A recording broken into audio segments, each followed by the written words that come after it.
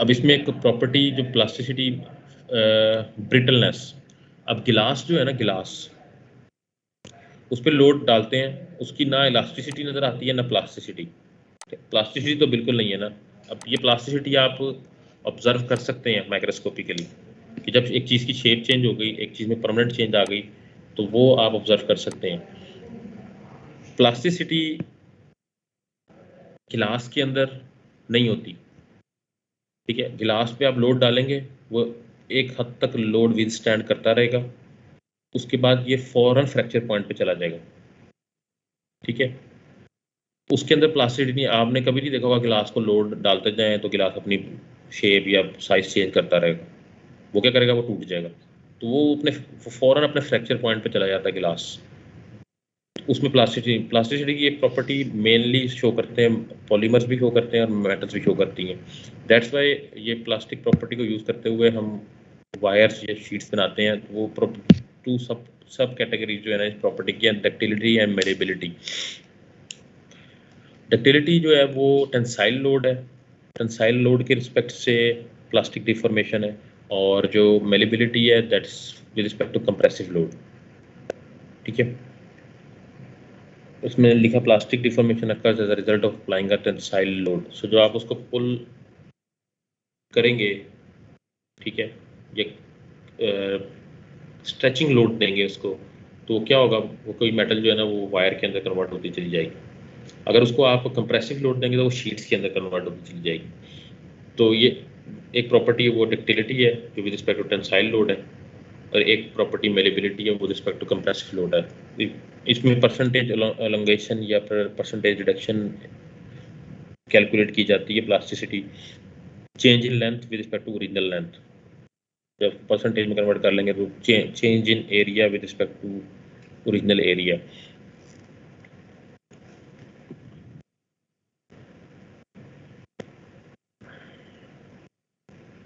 अब ये दो एग्जाम्पल दिए। अब ये देखें ना, ये इसने टेंसाइल लोड अप्लाई किया एरिया रिड्यूस करके, तो वो क्या होगा कि वो उसको वायर के अंदर कन्वर्ट कर देगा एक थिक मटेरियल को।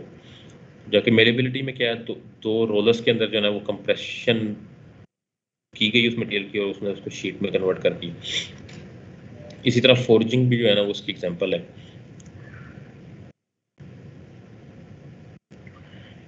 Forging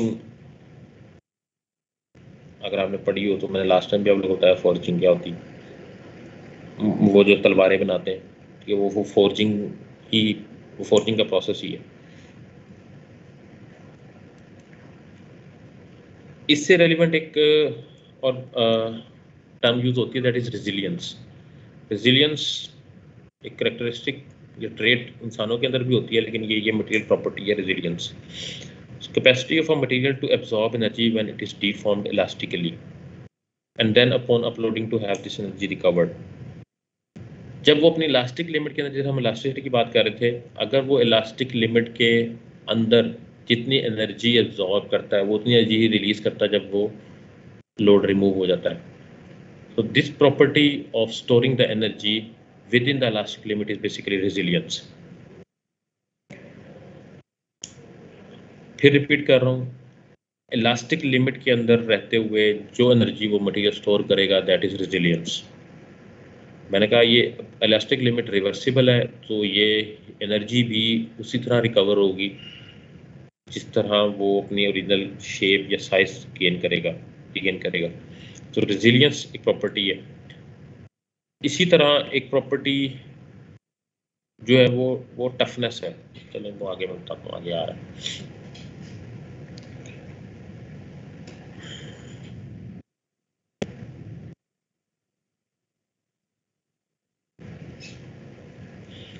Brittleness is the property of the material to show up the little or no plastic deformation before fracture. So अभी आपको एग्जांपल दी, गिलास जो है वो ब्रिटल मटेरियल है।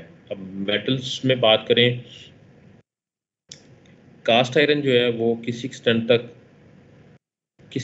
तक वो ब्रिटल काउंट होता है। उसमें अगर आप मेटल को कोई भी लोड दें तो वो इलास्टिक इलास्टिसिटी शो करता है और फिर वो ब्रेक हो जाता है, ठीक है। वो प्लास्टिसिटी शो नहीं करता। इसी तरह कई पॉलीमर मटेरियल्स होते हैं, ठीक है, प्लास्टिक मटेरियल्स होते हैं। वो प्लास्टिक मटेरियल क्या करते हैं, वो इलास्टिक लिमिट में रहते हैं, उसके बाद जो है ना वो ब्रेक हो जाते हैं। जबकि स्टील रॉड जो है वो ब्रिटल नहीं है, ठीक है, वो प्लास्टिक मटेरियल है जो प्लास्टिसिटी तक शो करता है, फिर आगे जाके फ्रैक्चर होता है। ब्रिटलनेस डजंट मीन्स कि ये फ्रैक्चरेबिलिटी है। फ्रैक्चर हर मटेरियल में होना है, लेकिन उससे पहले वो क्या इलास्टिक लिमिट के बाद फ्रैक्चर हो रहा है या प्लास्टिक डिफॉर्मेशन में भी जा रहा है। प्लास्टिक डिफॉर्मेशन में अगर वो जाता है तो वो ब्रिटल नहीं है, ठीक है। वो डक्टाइल हो सकता है, वो मेलेबल हो सकता है, लेकिन वो ब्रिटल नहीं है। इसके बाद आती है स्टिफनेस और रिजिडिटी।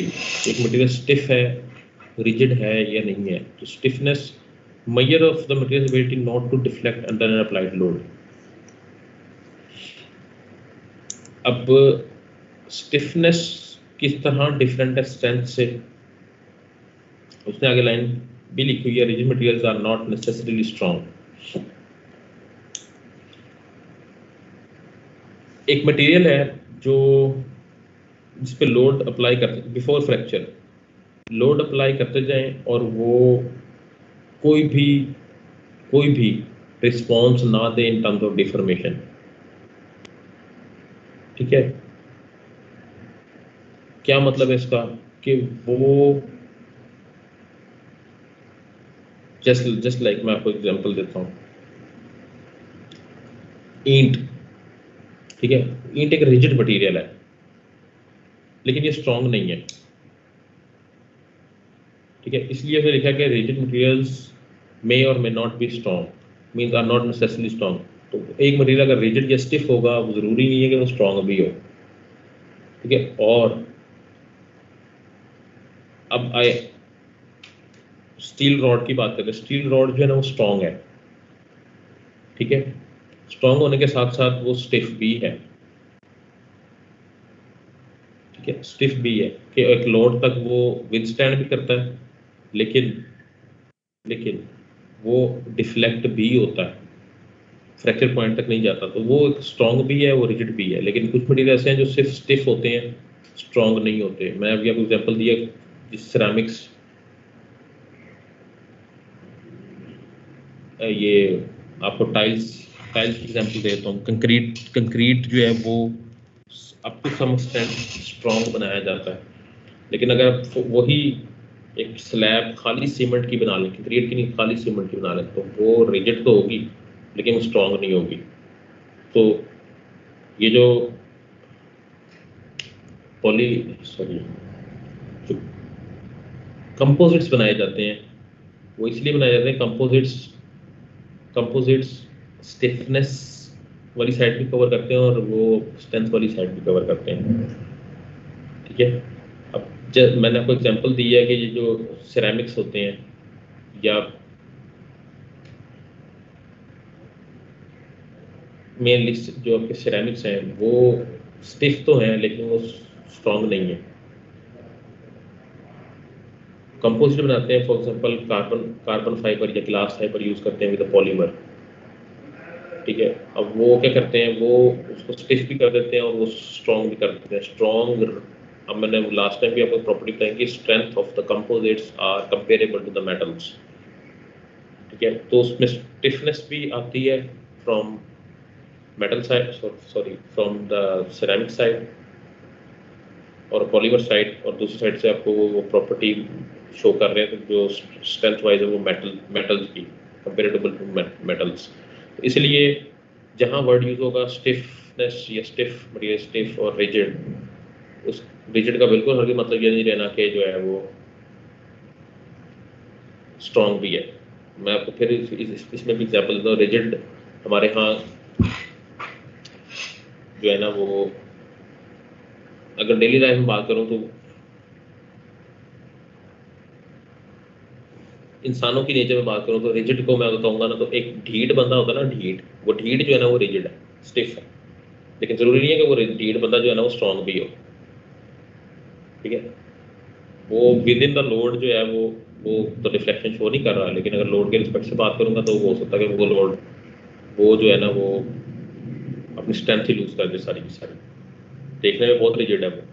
तो ये अक्सर होते हैं जिनके अंदर कम्प्लेक्स होता है ना, ऊपर ऊपर से तो रिजिड होते हैं, अंदर कोई स्ट्रेंथ नहीं है, उसके करेक्टर के कोई स्ट्रेंथ नहीं है। तो ये लोगों के अंदर भी जो है ना ये ट्रेड्स पाई जाती है कि वो बहुत रिजिड रिजिड बड़ा, बाहर से बहुत रिजिड, लेकिन अंदर से जो है ना वो बिल्कुल खोखला। तो इसी तरह ये मटेरियल्स भी ऐसे होते हैं कि एक चीज़ रिजिड तो नज़र आ रही है लेकिन वो बिल्कुल स्ट्रॉन्ग नहीं है। तो ये मटेरियल्स जो हैं वो इसी कैटेगरीज के जो है। तो जहाँ पर रिजिडिटी की बात आएगी तो आपने बिल्कुल उसका मतलब ये नहीं लेना कि वो मटेरियल बहुत स्ट्रॉन्ग होगा। तो रिजिडिटी ज़रूरी है, लेकिन स्ट्रेंथ ज़्यादा ज़रूरी है इन इंजीनियरिंग एप्लीकेशंस। तो रिजिडिटी सिर्फ डिफ्लेक्शन के कोई डिफ्लेक्शन शो ना करे तो वो मटेरियल रिजिड है, लेकिन अगर वो डिफ्लेक्शन शो नहीं कर रहा और वो एक सर्टेन पॉइंट पे जाके ब्रेक हो जाता है तो वो उसका मतलब ये स्ट्रॉन्ग नहीं है। तो स्ट्रॉन्ग मटेरियल्स रिजिड हो सकते हैं, स्ट्रेंथ के साथ रिजिडिटी होती है। इसका मतलब ये है कि स्ट्रॉन्ग मटेरियल्स होंगे वो मेनली रिजिड होंगे, लेकिन रिजिड मटेरियल्स जो होंगे वो ज़रूरी नहीं है स्ट्रॉन्ग भी हों।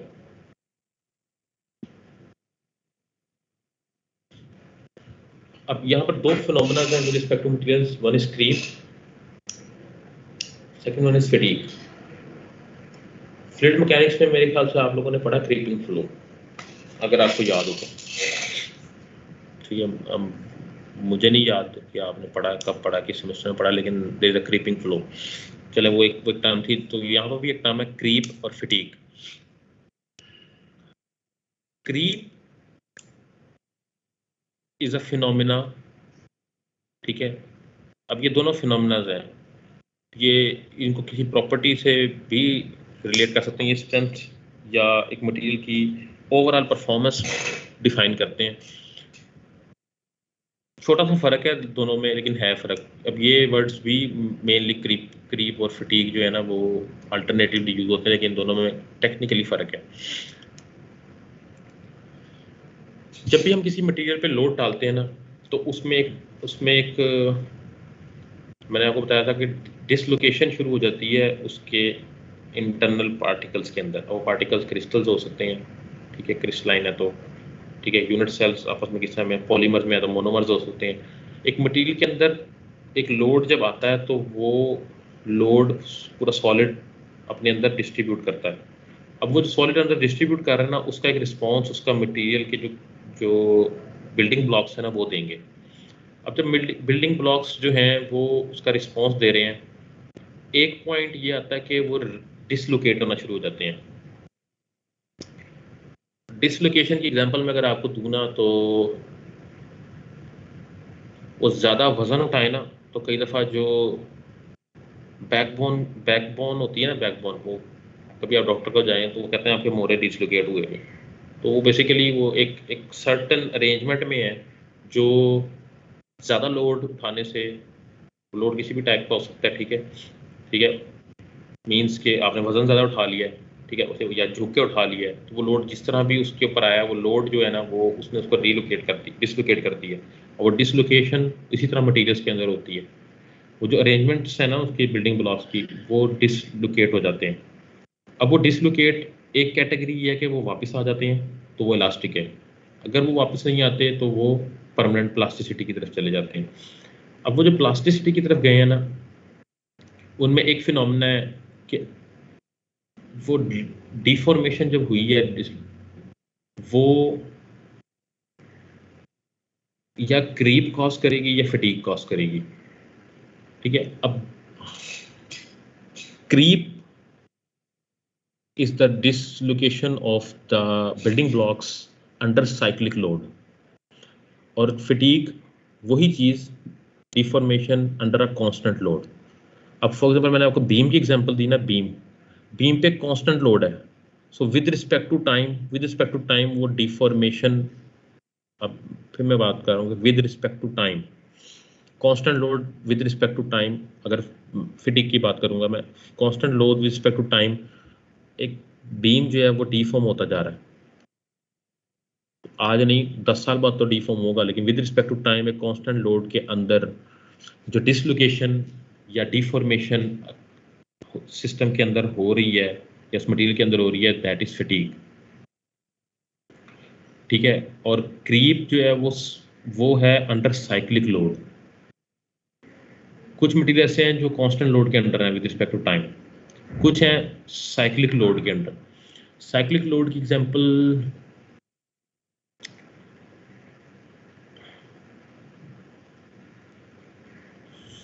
साइक्लिक लोड की एग्जांपल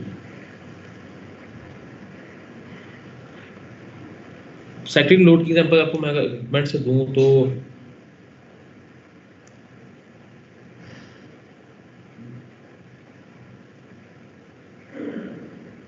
टर्बाइंस। ठीक है, अगर डेली लाइफ से दूं तो साइक्लिक लोड की एग्जांपल ये है कि एक मटेरियल जीरो से स्टार्ट करता है, अपने मैक्सिमम लोड पे जाता है, फिर वापस अपने जीरो लोड पे आता है। उसकी एग्जांपल दूं तो ये मटेरियल्स, ये जो एरोप्लेन्स होते हैं ना, एरोप्लेन्स ये अपने साइक्लिक लोड में चल रहे होते हैं। ठीक है, साइक्लिक लोड में चल रहे होते हैं। एक लोड इंक्रीज हुआ, फिर वो साइकिल कंप्लीट करके जब वो लैंड किया तो वो जो लोड है वो मिनिमाइज हो गया, फिर मैक्सिमाइज हुआ, फिर मिनिमाइज हो गया। इसी तरह टर्बाइंस हो गए, टर्बाइन में भी अपना आपका लोड जो है ना इंक्रीज, मैक्सिमम पॉइंट डिक्रीज। इसी तरह कई जो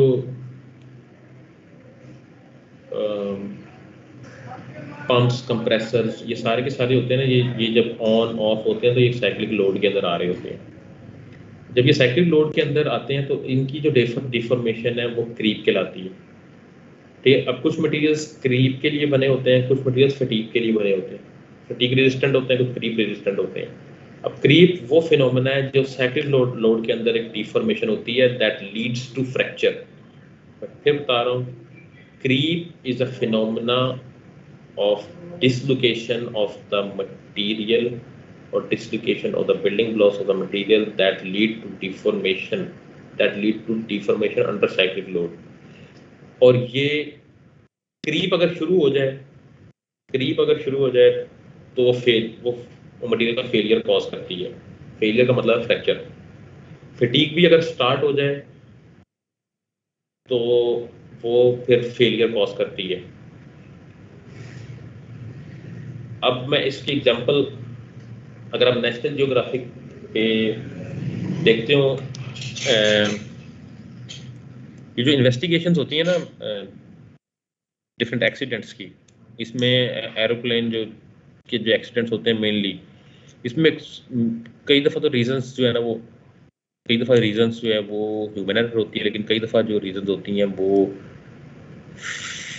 जो किसी मटेरियल की फटीग या क्रीप होती है।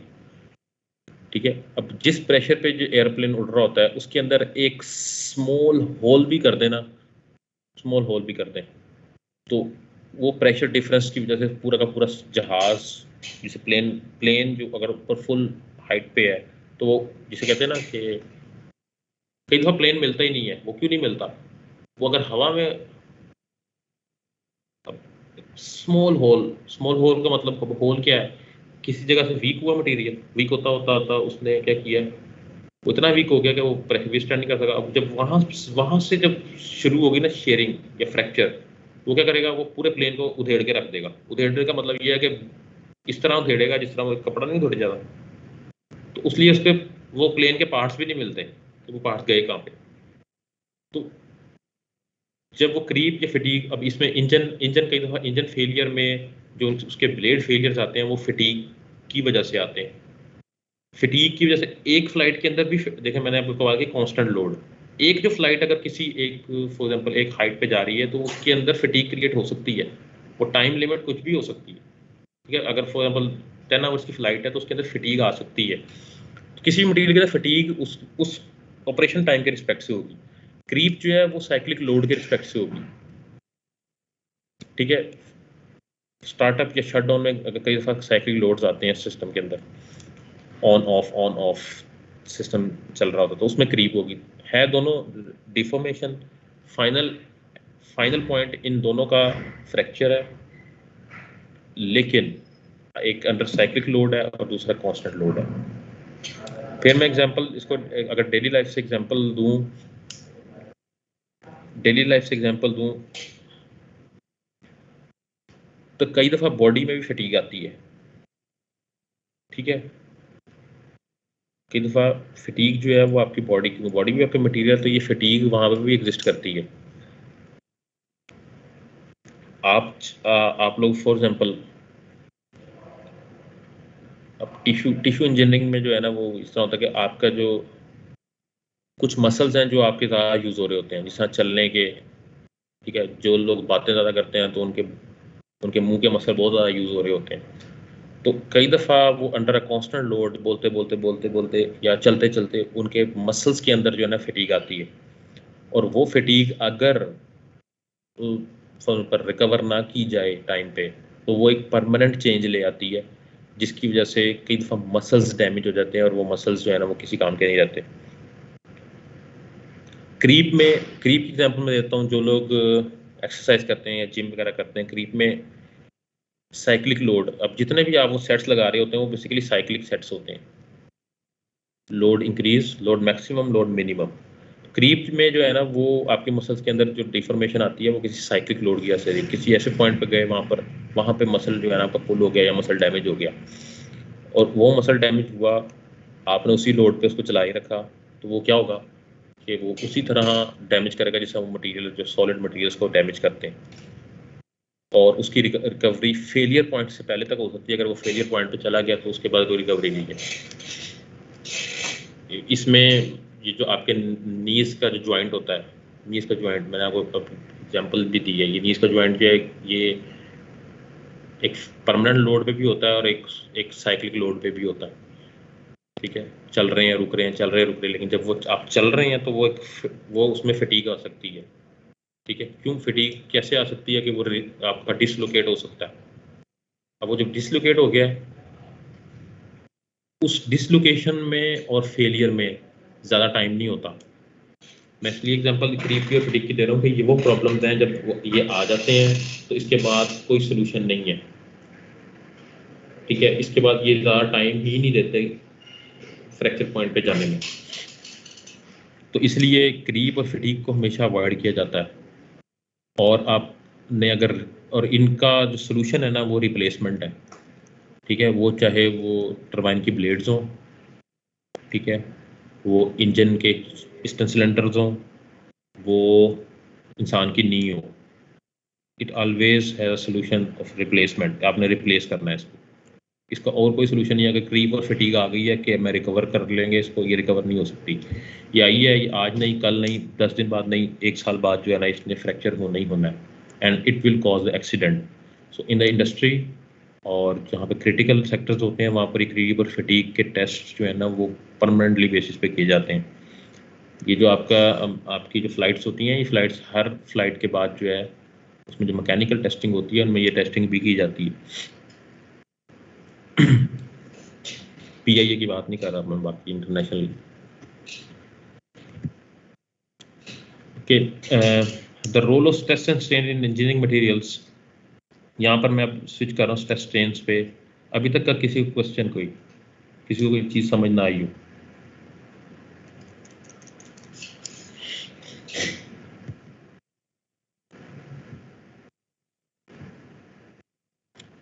Okay, let's leave it. We have 15 minutes. If anyone want question और कोई डिस्कशन करना चाहते हैं, किसी को क्वेश्चन हो जिससे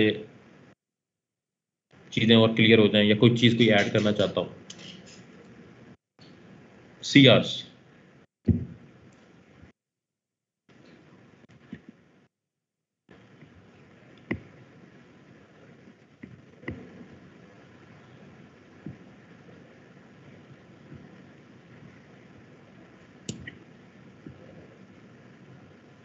CRs हैं क्लास में कि नहीं?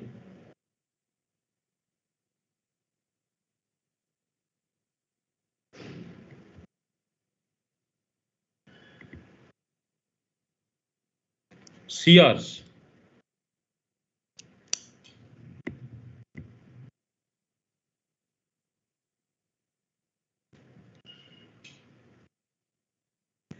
Excuse me sir kindly recording आपका दिए पे अभी रिकॉर्डिंग नहीं हुई है तो कई को पे ना नेट का इशू होता है।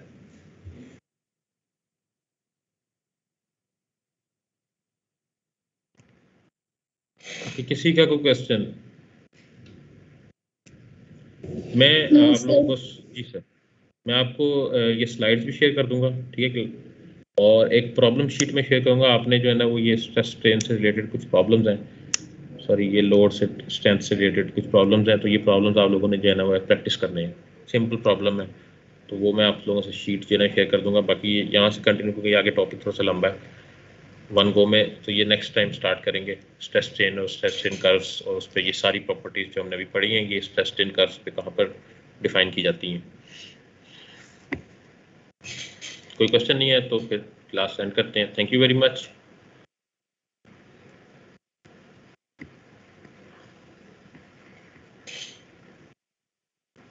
Excuse me sir. जी जी जी। सर आप कौन सी बुक फॉलो कर रहे हैं? कोई एक बुक नहीं है, मैं डिफरेंट जो मटेरियल है वो डिफरेंट बुक से ले रहा हूँ। मैं आपको वो नोट्स भी शेयर कर दूंगा, जो जो जो चीज़ जहाँ से ले रहा हूँ वो भी शेयर कर दूंगा। मैं सीआरस को दूंगा तो सीआरस जो है ना वो आप लोगों को दे देंगे। ठीक है सर, थैंक यू।